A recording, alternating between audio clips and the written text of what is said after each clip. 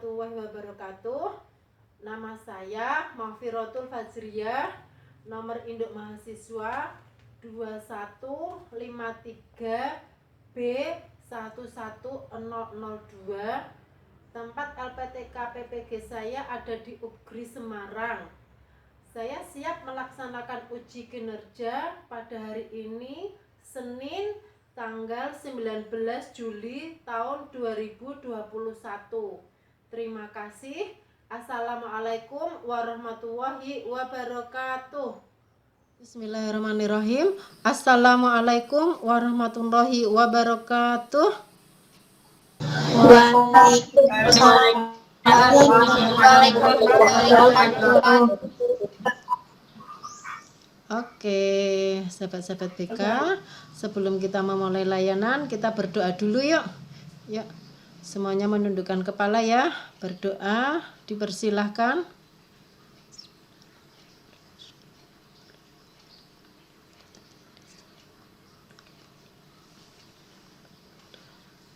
Oke, terima kasih Sobat BK kelas 7C. Gimana kabarnya hari ini? Baik. Alhamdulillah ya. Oke, sip. Selalu semangat ya mengikuti PJJ ya. Nah, ini sebelum sebelum BK ini tadi pelajarannya apa?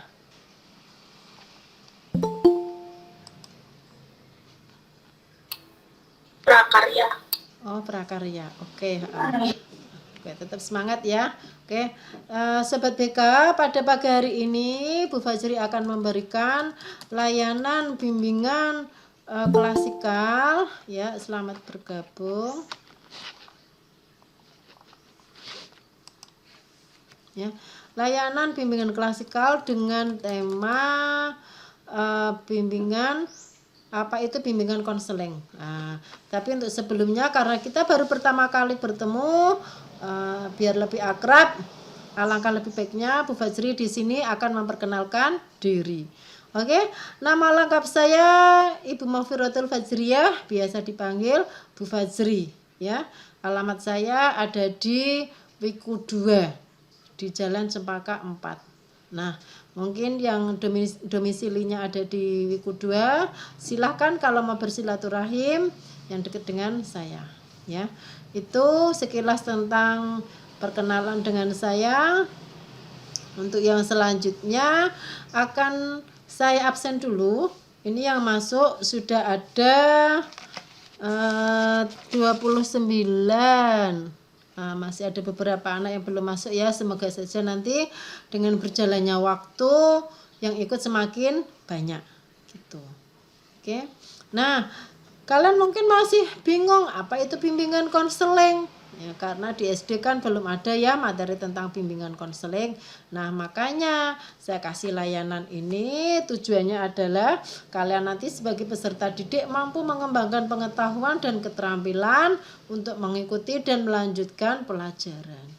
Terus kemudian tujuan khususnya itu yang pertama, setelah melihat tayangan PPT atau PowerPoint yang saya share nanti, kalian sebagai peserta didik dapat menyimpulkan apa itu bimbingan dan konseling dengan tepat.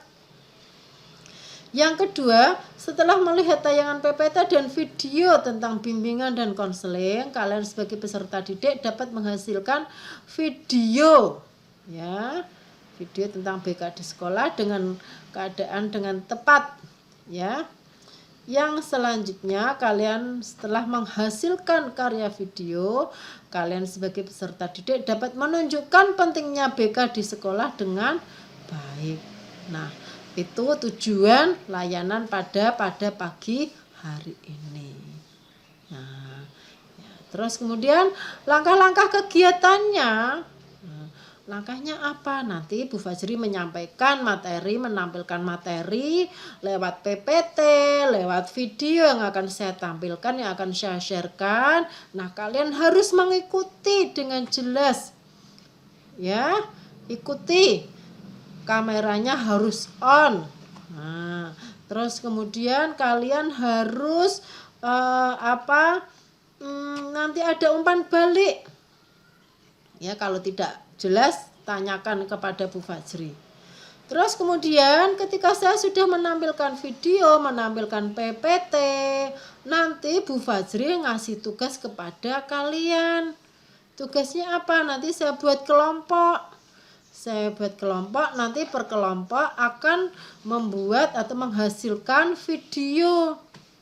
Ya, nanti video kelompoknya akan saya bagi ya menjadi 3 kelompok besar saja. Jadi nanti silahkan kalian koordinasinya lewat Japri, saya kasih waktu ya. Nanti jadi kalian bisa untuk presentasi juga dengan video yang sudah kalian dapatkan, yang sudah kalian hasilkan. Nah, kalian mempunyai tanggung jawab selain memperhatikan, terus kemudian ngasih umpan balik, juga nanti kalian harus merespon dari tugasnya Bu Fajri. Gitu. Terus kemudian ini nanti waktunya teman-teman untuk materi bimbingan dan konseling ini nanti waktunya adalah 2 jam pelajaran, tapi sekali tatap muka hanya 1 kali, berarti dilanjut untuk minggu depan. Misalnya nanti presentasinya tidak cukup untuk minggu ini semuanya, dilanjut minggu depan. Tuh. Sudah terlihat PPT saya di layar monitor, di layar ini. Sudah ya? Oke. Sip, terima kasih. Saya akan menjelaskan tentang bimbingan dan konseling. Ya. Sobat BK, tak kenal maka tak sayang. Ya. Anak-anak mungkin mengalami macam-macam persepsi, bayangan tentang bimbingan atau bimbingan konseling atau yang sering disingkat dengan BK. Mungkin kalian bingung karena kan di SD belum ada ya bimbingan dan konseling itu apa. Nah, makanya kalian banyak persepsi, banyak pandangan tentang, banyak pendapat tentang BK. BK atau yang sering disebut dengan ya, selamat Mas. Selamat bergabung.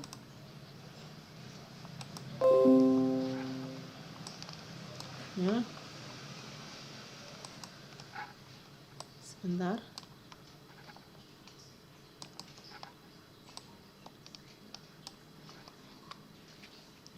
Ya. BK atau yang disebut dengan konselor, mungkin ada yang berpendapat itu sebagai orang yang penegak disiplin. Ada yang menyebutkan dengan polisi sekolah, atau mungkin ada yang beranggapan guru yang tidak pernah tersenyum, angker, galak, cerewet dan sebagainya. Nah, kalau di antara kalian yang ada di sini masih beranggapan seperti itu, berarti sobat BK semuanya perlu mengenal lebih dekat apa itu bimbingan dan konseling. Nah, sobat BK, untuk lebih dekat dengan BK, kita saksikan ya video yang ada. Saksikan dulu sobat BK.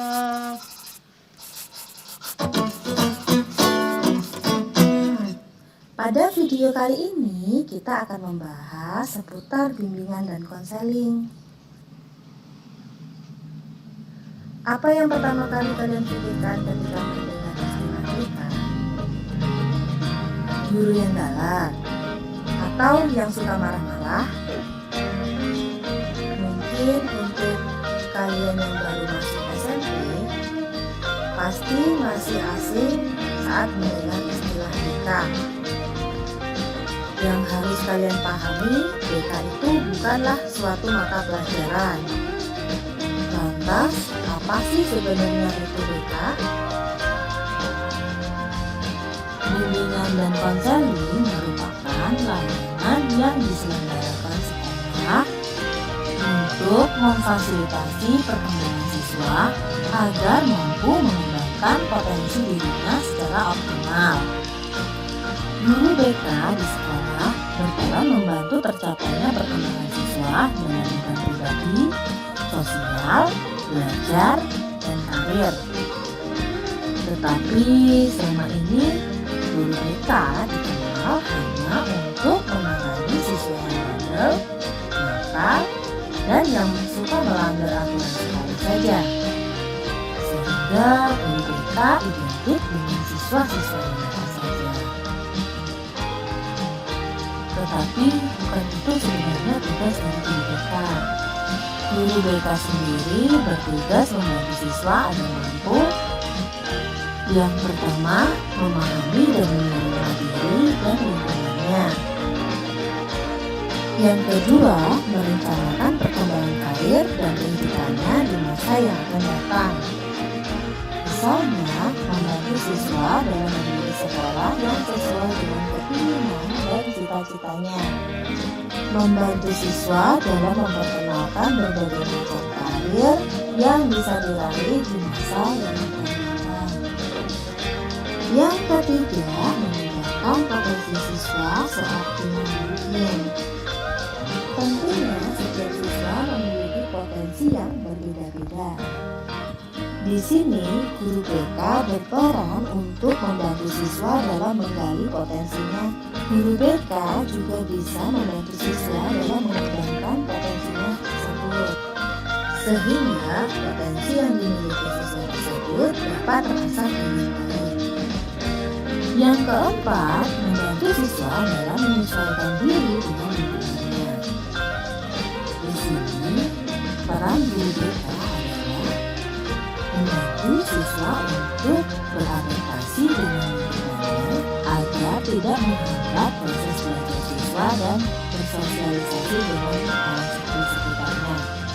Yang kelima, membantu siswa dalam mengatasi hambatan atau kesulitan yang dihadapi, baik dalam bidang belajar, pribadi, sosial, ataupun karir. Sehingga jika kalian memiliki masalah dengan belajarmu, saat bergaul dengan temanmu, ataupun masalah lain, kalian bisa konsultasikan dengan guru kita. Dan yang keenam, membantu siswa dalam mengaktualisasikan dirinya dengan rasa penuh tanggung jawab. Itu tadi beberapa tugas dari guru BK. Jadi jangan lagi menganggap bahwa guru BK itu identik dengan benar-benar cara apa saja. Kamu semua boleh kok berhubungan dengan guru BK. Yuk kita ke BK.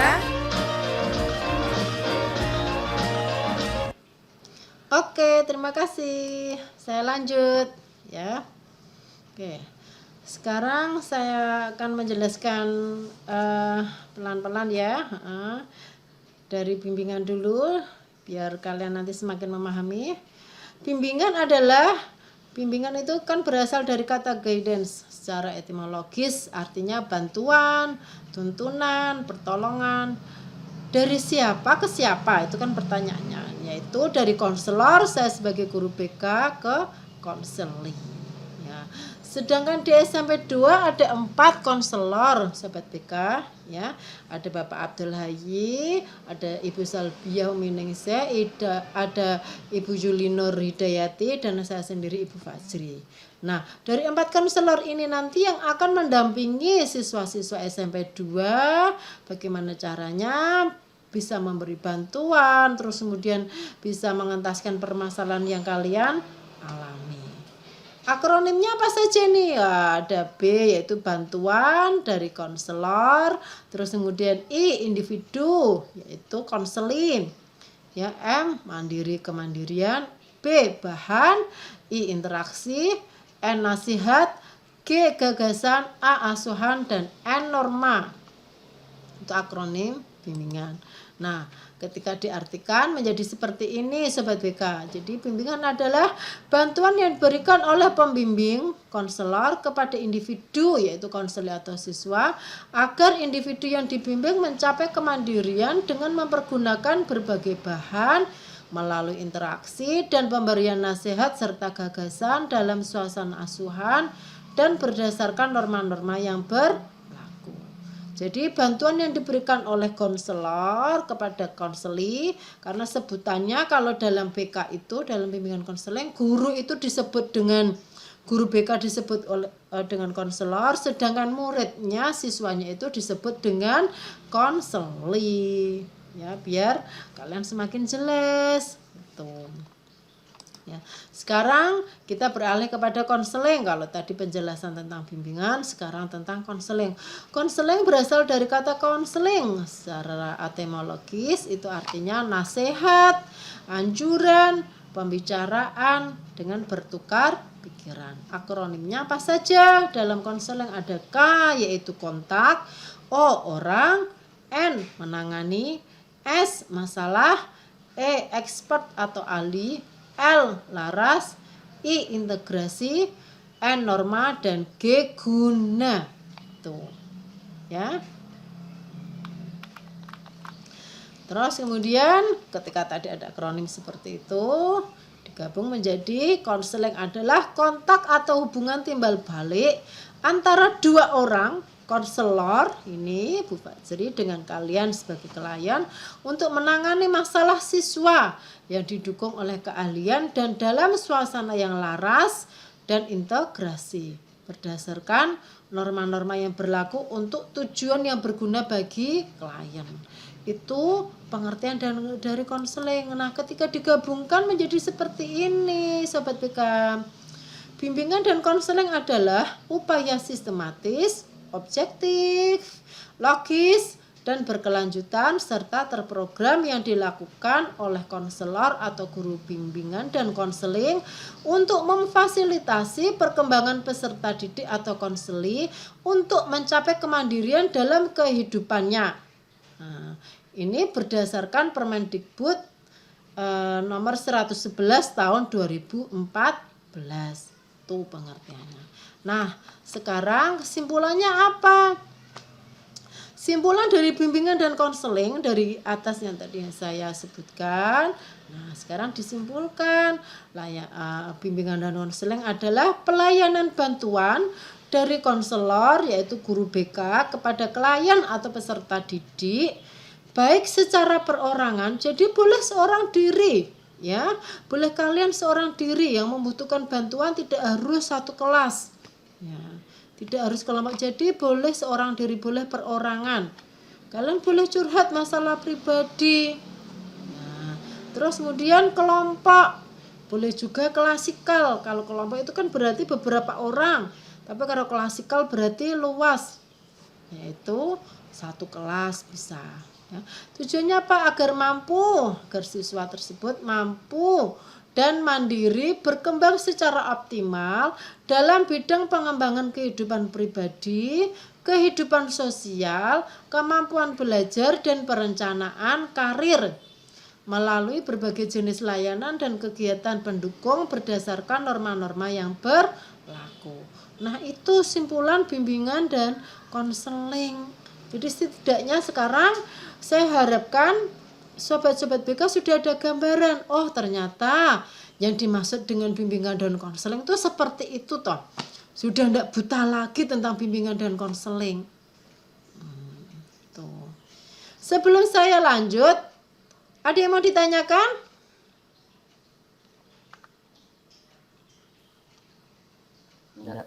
Tidak ya? Tes suara? Oke. Suara saya masih terdengar jelas?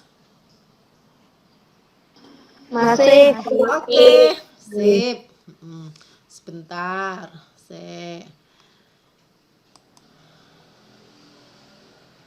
coba sebelum saya lanjut, sebentar, kalian biar ndak ngantuk. Coba semuanya berdiri dong. Yuk berdiri. Berdiri, kalau sudah berdiri coba gerakkan tangannya ke atas. Ya, angkat tangan ke atas. Ya.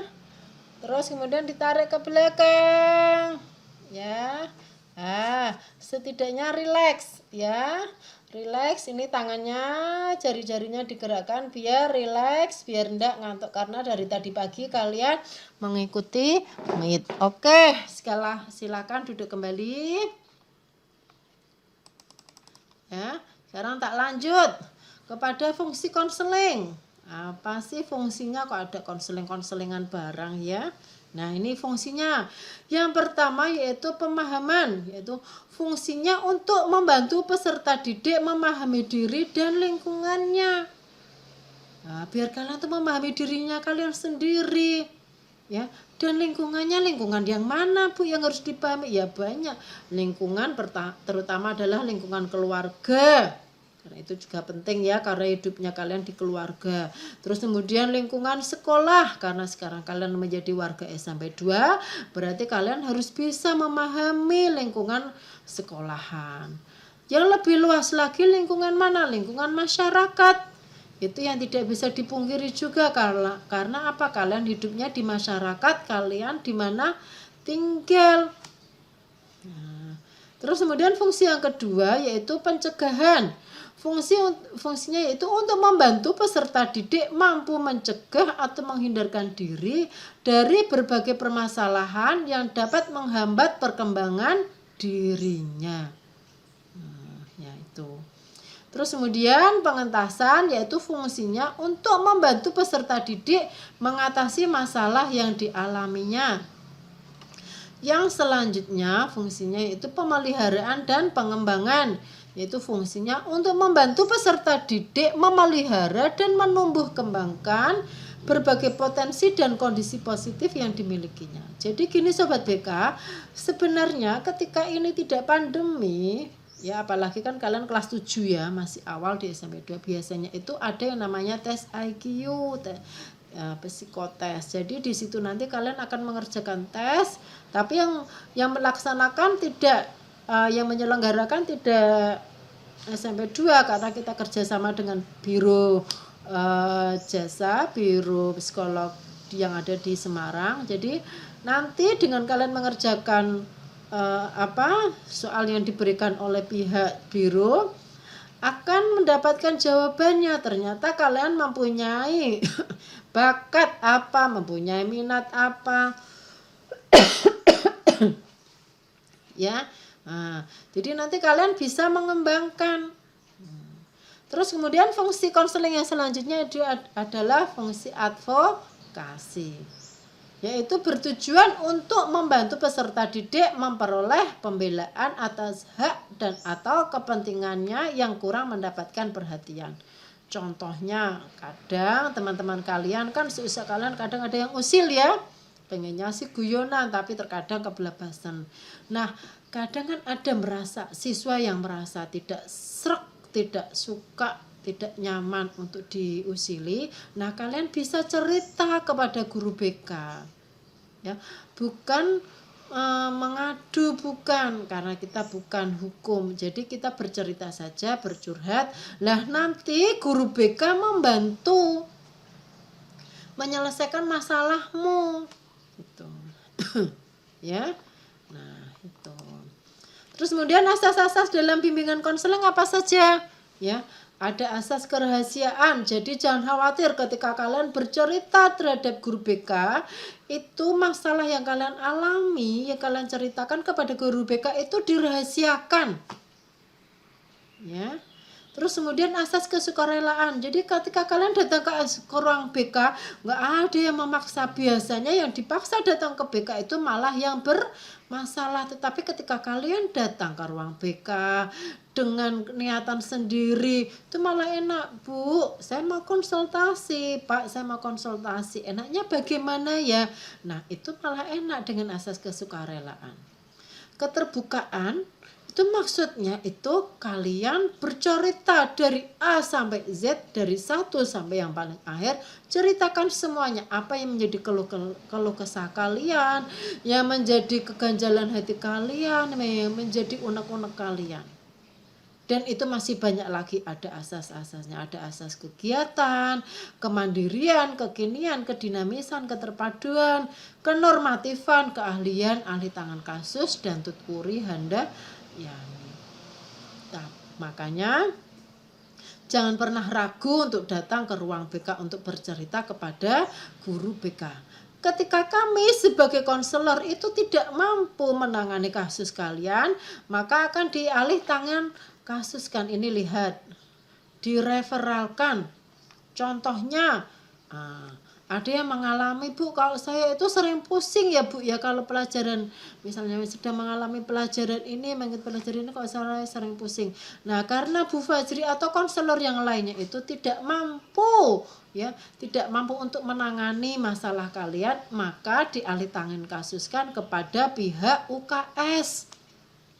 Nanti misalnya pihak UKS tidak mampu untuk menangani masalahmu, maka dialih tangan kasuskan kepada pihak puskesmas sebagai partner kerja SMP 2 dan selanjutnya. Jadi seperti itu. Jadi enak banget ya. Ini makanya jangan pernah ragu untuk datang ke ruang BK. Nah, ini jenis layanannya apa saja? Ya, jenis layanannya itu ada layanan dasar ya, meliputi masalah keimanan dan ketakwaan. Jadi Bu Fajri maupun guru BK yang lainnya selalu ngajak kepada kalian sebagai konseling, sebagai peserta didik itu beriman ya, mematuhi keimanan dan ketakwaan terhadap Tuhan Yang Maha Esa selalu ditingkatkan. Terus mengajak kepada kalian untuk selalu bekerja sama dalam kelompok, karena kerja sendiri itu pasti lebih susah, lebih enak kalau kerja kelompok, kerja sama ya. Terus bagaimana peranan sosial kalian sebagai laki-laki dan sebagai perempuan di masyarakat? Bagaimana kalian bisa menerima keadaan diri kalian dan sebagainya. Nah, sekarang layanan responsif. Kalau layanan responsif itu layanan bimbingan yang bertujuan membantu memenuhi kebutuhan yang dirasakan sangat penting oleh siswa pada saat ini dan harus segera dibantu, diselesaikan. Nah, contohnya, kalian kenapa ya kok saya seringnya males belajar, saya konsentrasi belajar. Nah, itu harus diungkap ya, harus diselesaikan. Kok saya sering tidur ya Bu ya kalau pelajaran. Nah, ini juga menjadi masalah yang urgent yang harus segera dilakukan, harus segera diselesaikan. Terus ada layanan perencanaan individual dan ada dukungan sistem. Nah, sudah selesai. Sekarang akan saya bagi menjadi 3 kelompok ya. Sekalian saya untuk mengabsen. Ini ya, kelas 7C menjadi 3 kelompok. Nanti silakan japri dengan temannya. Kelompok yang pertama yaitu Muhammad Audris Zaidan, Muhammad Akila Sada, Oktavarel Finza, Neti Silvia, Arina Manasikana, Syamsiatul Syafira Putri, Anggito Nugroho, Amanda Bella, Pramesti Hanum, Amelia Eka. Yang kelompok kedua ada Muhammad Rafi, Karisa Putri Julianti, Arya Felani, Nailil Siddiq Al-Zakhiri, Muhammad Habib, Ataya Fairuz, Ilham Maulida, Shinta Aulia, Ibrahim Ghalib, Amrina Rosyada, dan Marisa Odelia. Yang kelompok ketiga Dewa Darmawan, Melisa Milati Azka, Nizar Aulia, Mebalkis Akila, Destia Mafluha, Beauty Kanemochi, Danupriyo, Amira Zahra, Fatir Azka, Kirana Aprilia, dan Ian Widi. Nah, silahkan dari kelompok-kelompok tersebut, ada 3 kelompok, kalian japri sama temennya. Siapa yang mau presentasi duluan?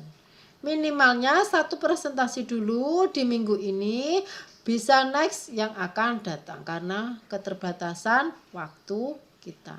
Saya kasih waktu 3 menit ya. Dari sekarang ini saya stop sharing dulu.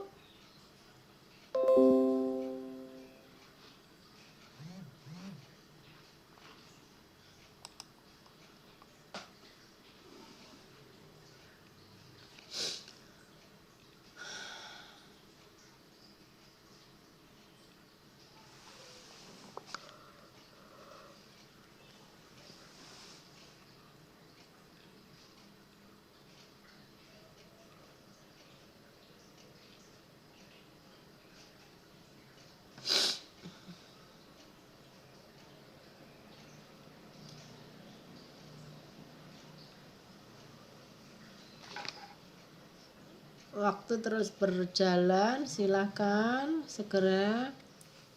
Saya Bu. Ya, silakan.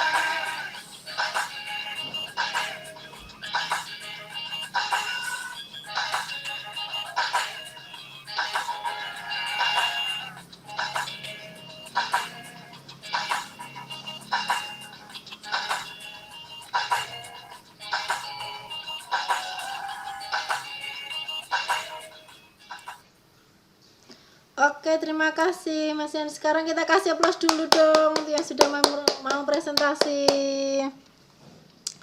Oke, Sobat BK semuanya, karena ini kita sudah mau berakhir, kesimpulan pada pagi hari ini tentang layanan bimbingan dan konseling ini adalah satu kesimpulannya, ya. Sekarang kalian sudah menjadi warga SMP 2, ya. Kalian sudah mempunyai satu sahabat baru lagi di SMP 2. Nah, sekarang temui, besok kalau sudah tidak pandemi ya, temui sahabat kalian di ruang BK. Ya, kalian sudah mempunyai satu sahabat BK.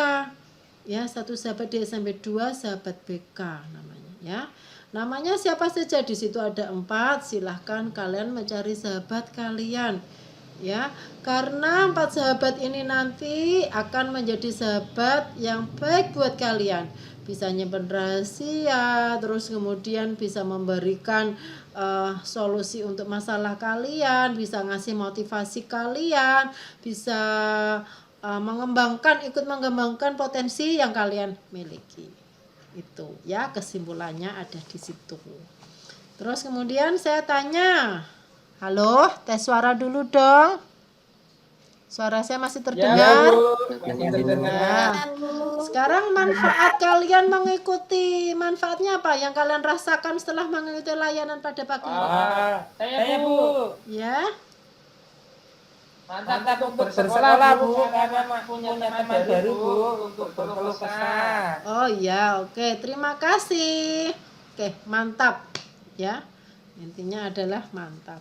Oke, terima kasih ya. Sekarang minggu depan kita akan bertemu lagi.